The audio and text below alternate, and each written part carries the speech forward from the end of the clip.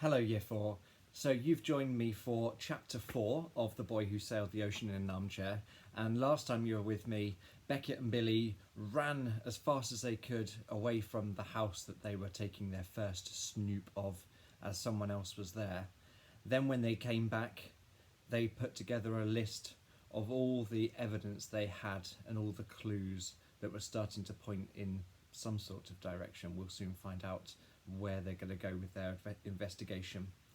And then we had Beckett putting together a list, a goodbye list of different ways to say goodbye to his mum.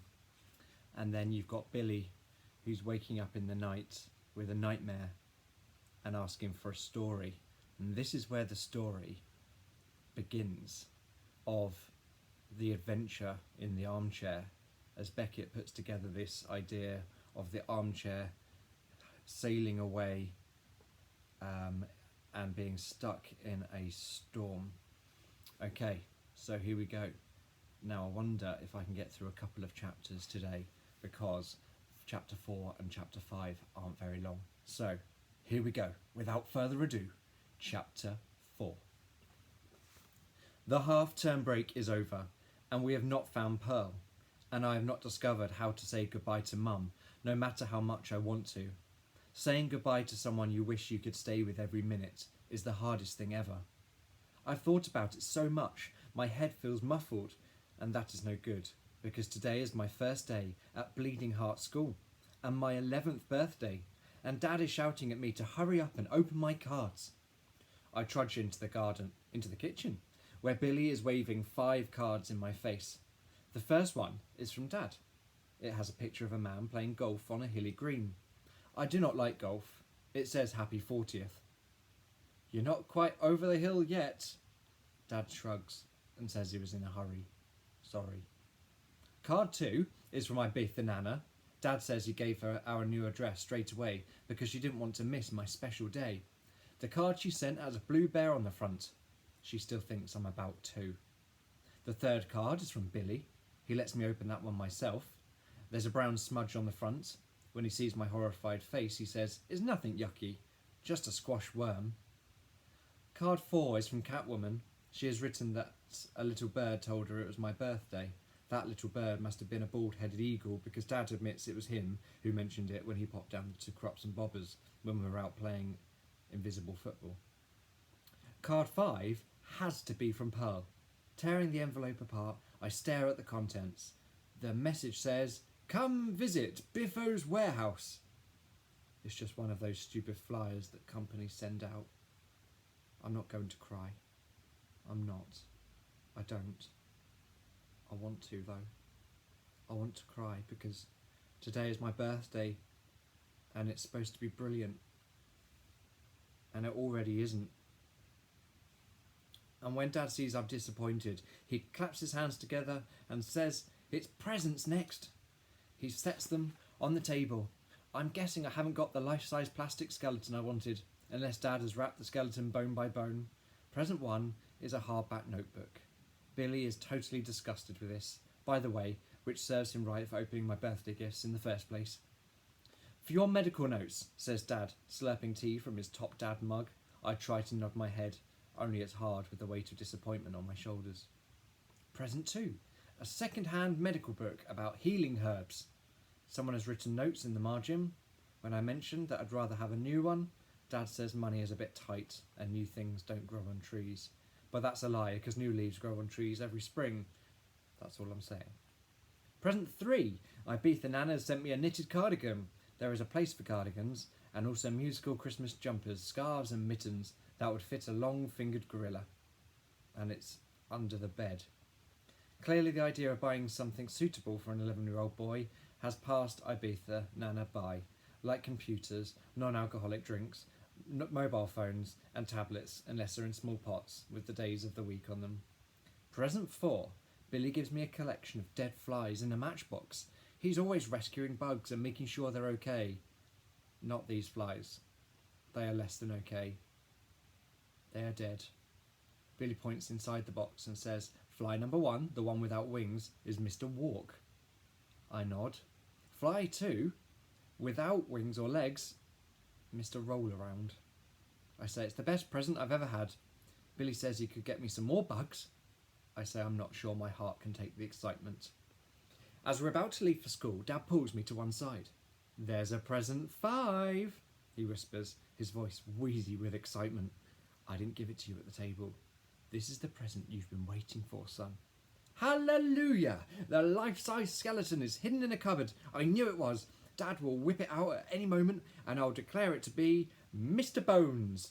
All those other presents I've just opened were tasters, because the main present is yet to come. I'll act surprised, of course I will. Unfortunately, I don't have to act surprised at all. I am surprised, as Dad hands me a bit of paper folded into a weird shape and says, "This is it." Dad says he's pleased that I'm so stunned. To be honest, he was a bit surprised by it all too. Turns out Dad was moving around a few boxes we brought with us, and he found this on the floor and thought of me. Let's get this straight. Dad found a bit of paper on the floor and thought, hey, my son would love this for his birthday instead of the skeleton he asked for. I think it's funny how it turned up on your birthday. It reminded me of something from the past. Dad pauses, his eyes unfocused. Then he closes them gently and whispers, "Once, a long time ago, your mum and I went on a date. It was to this great burger bar called Two's Company in Honeydown Hills. It's not there anymore." Oh? Dad opens his eyes again and sighs. "Your mum had fries, and I had a triple burger with fried onions, soft as a slipper they were, and there was an egg on top." Dad pauses and smacks his lips together, remembering it fondly. A second later, he shakes his head. "But I'm not talking about the food. At the end of the meal, your mum folded up the napkin into a little star. Your mum was so good at making things. She gave me the folded star and a kiss that night." "But this isn't a star, it looks like a bird," I reply, staring at it and thinking Dad's definitely not getting a kiss from me. "You said Mum made stars, so where did the bird come from?" "I don't know, I just found it lying in the corner of the living room. Like I said, I didn't notice it at first, and then when I was moving things around, I spotted it. It reminded me of that date with your mother. Truth is, I lost your mum's star," says Dad, rubbing the koi carp tattoo on his arm absent-mindedly. "If only I knew then how precious that star was." The words float away like a helium balloon let go by a child.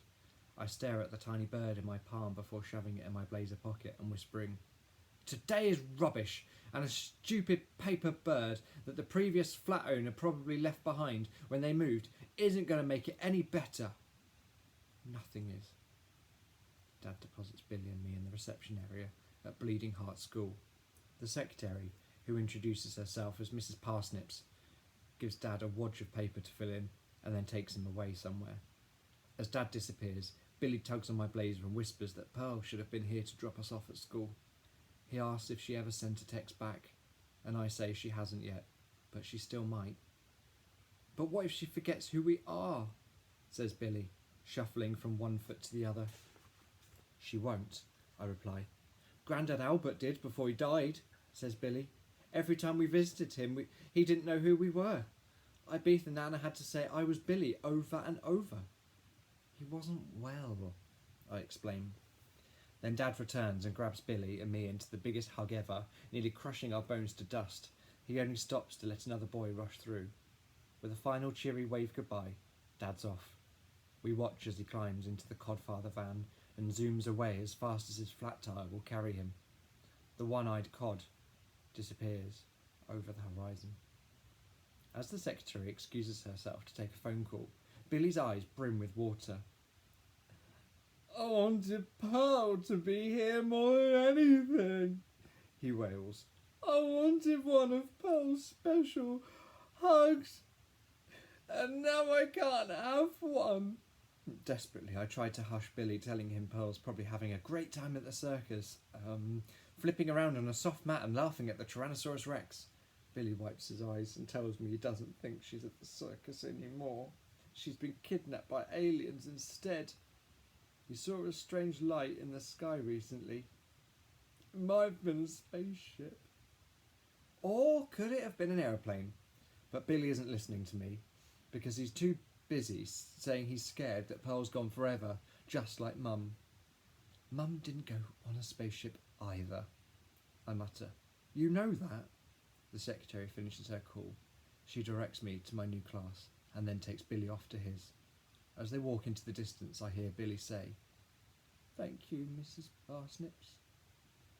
"It's Parsons," she replies and laughs. "Go in, they don't bite." I'm peering in through the small porthole to my classroom when this voice booms behind me. Quivering, I open the door and venture my foot in. All eyes swivel toward me like a whole room of zombies sensing fresh meat.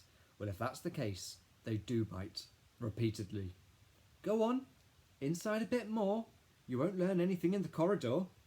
"No, but I'll still be alive."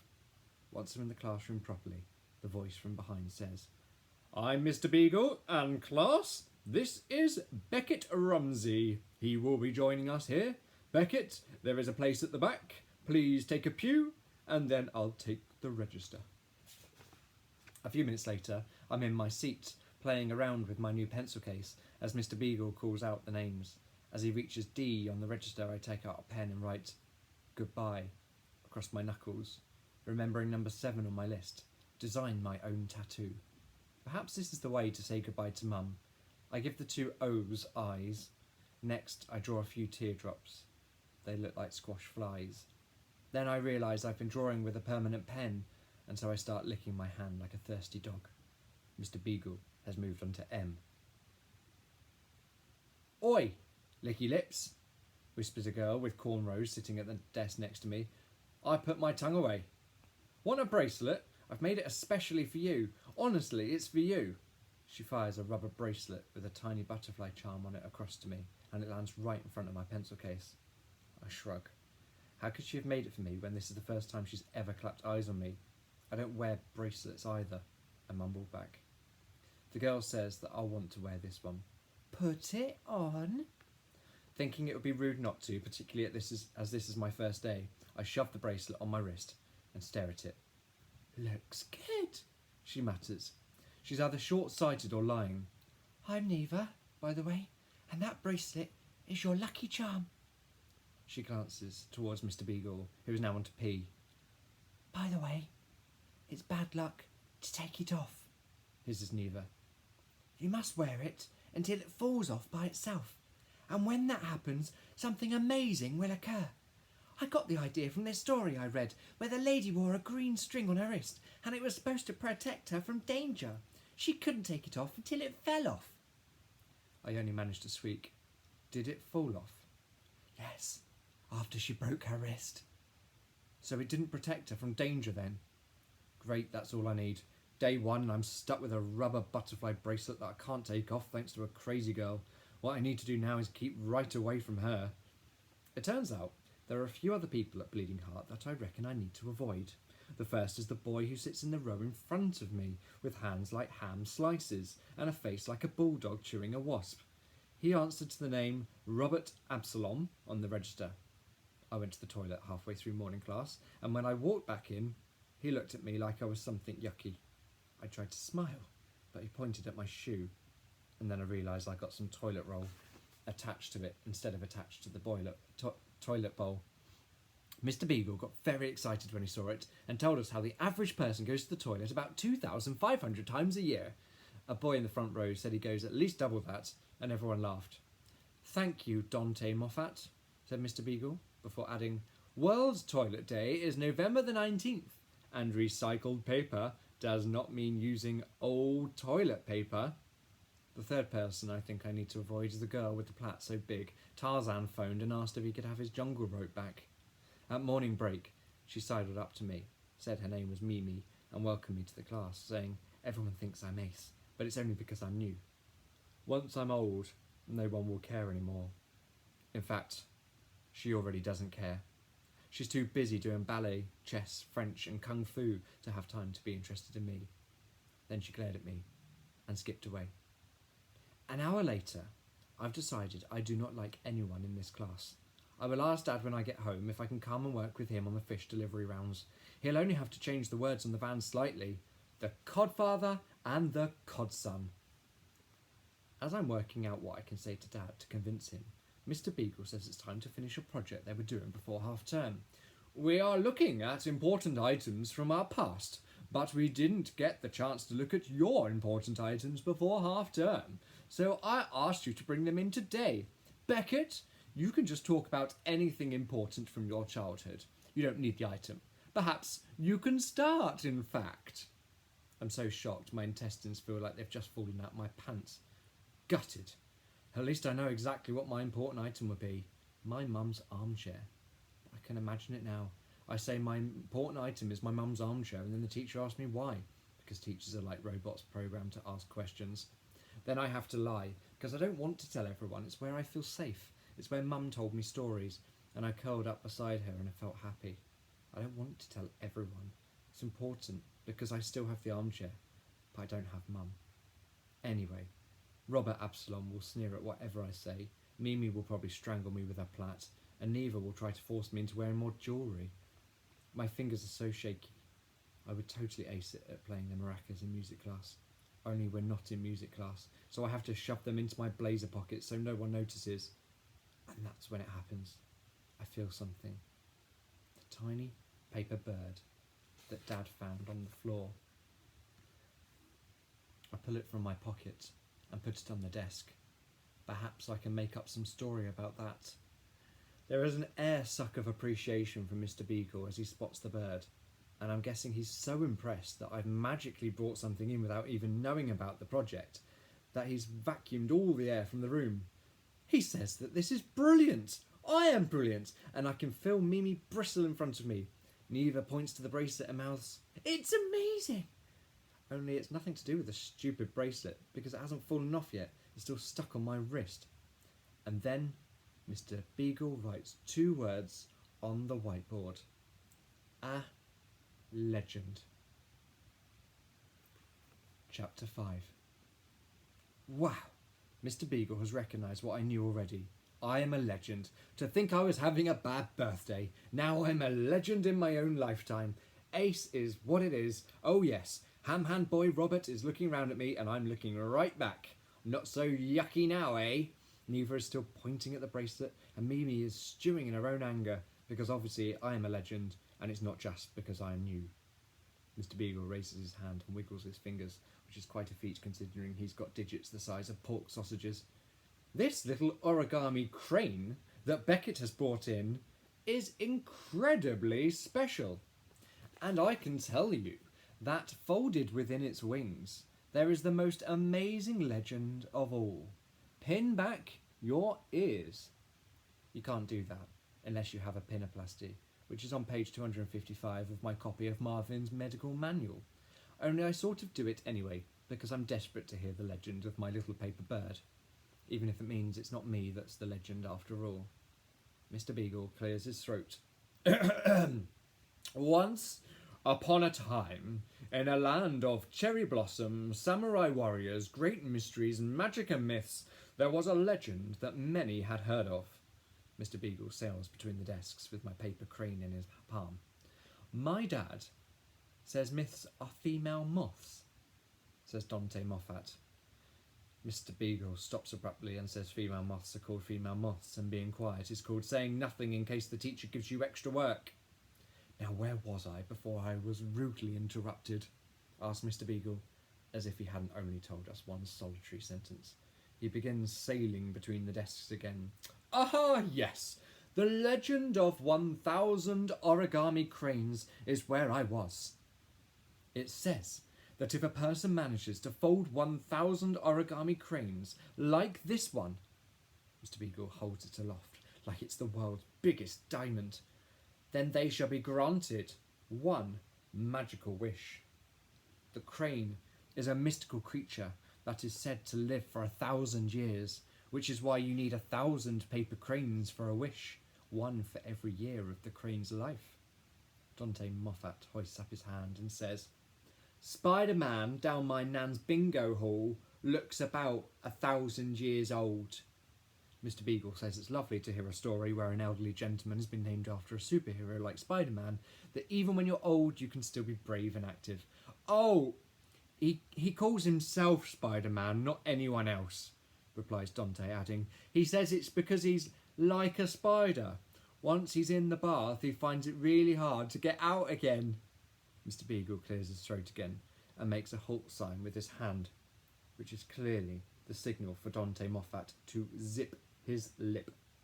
Time and time again, people would try to achieve one magical wish, Mr Beagle continues. Some did, while others failed. As the years passed, the legend of the paper crane grew.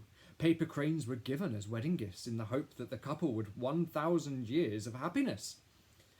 They were also given to new babies to bless the baby with a lucky life. That is the legend of the paper crane. And as soon as I saw Beckett's item, I remembered having read about it. Why is it important to you, Beckett? My dad gave it to me, I reply, slightly gobsmacked. Well, that's lovely, says Mr Beagle, walking towards the bookshelf. He runs his finger along a book's spines before finding a book and pulling it out. I am like a mincemeat in cola. I am fizzing with so much happiness. The Legends of the Paper Crane is the best birthday present ever. It hands down beats the story I read about how the obese William the Conqueror exploded at his own funeral and all the monks in the abbey were covered in rotten guts, and the one about how Romans gargled with urine to keep their breath fresh. I look around, and a few people look like they've got a hula hoop jammed in their mouths. Mimi is one of them. I can tell you're all stunned, said Mr Beagle proudly, sailing back down the classroom aisle, his tie fluttering behind him like a flag. Thank you for allowing us to see this wonderful item, Beckett. Mr Beagle delivers the crane back into one of my palms and the book he picked from the shelf into the other. He says it's about origami, and it might be of interest to me, and I can return it when it's finished. Everyone gives me a little round of applause. It's as though I'm a hero, even though I've done precisely 0.